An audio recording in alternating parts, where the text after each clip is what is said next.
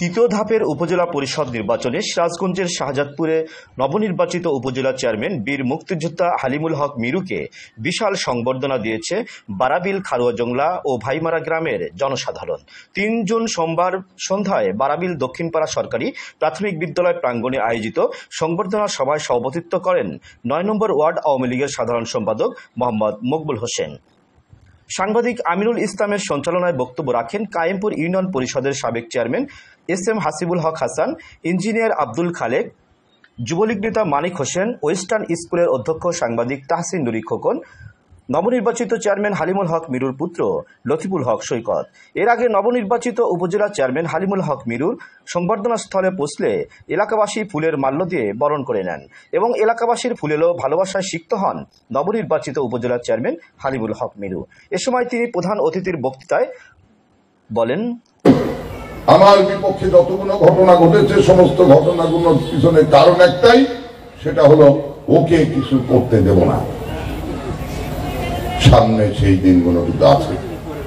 আপনারা মনে করেন না যে আমরা বিশাল বিজয় অর্জন করছি, বাস পুরাই গেছে না। নির্বাচিত হয়েছিলেন, শাহজাদপুরে যে কাজ হয়েছে সেই কাজ আর সেটাকে উত্তরানোর মতন কিন্তু অবস্থা এখনো কেউ তৈরি করতে পারেনি। কি পারছে? পারে নাই। এবার নির্বাচিত হয়েছেন, শাহজাদপুরকে সেইভাবে ঢেলে সাজানোর চেষ্টা করব আমরা। বাধা আসবে, সেই বাধাকে উত্তরাতে হবে। উত্তরানোর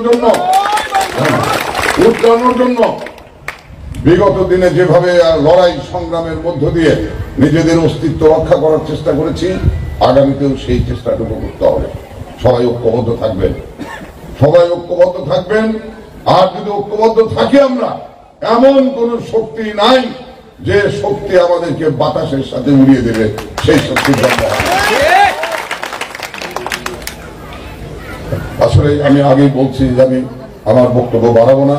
আর আজকের যে বিজয়, এই বিজয় আসলে কোন ব্যক্তির নয়।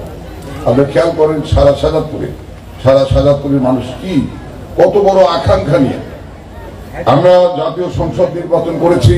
সেই নির্বাচনের আমরা যদি ফলাফল বিবেচনায় আনি, যে নির্বাচনের মধ্যে দিয়ে আজকে আপনারা নির্বাচিত হয়েছেন, এই রকম নির্বাচন যদি বিগত নির্বাচন জাতীয় সংসদ নির্বাচন হতো, তাহলে হিসাব করে দেখেন আপনারাই শাহজাদপুরের জাতীয় সংসদ সদস্য হতে পারতেন।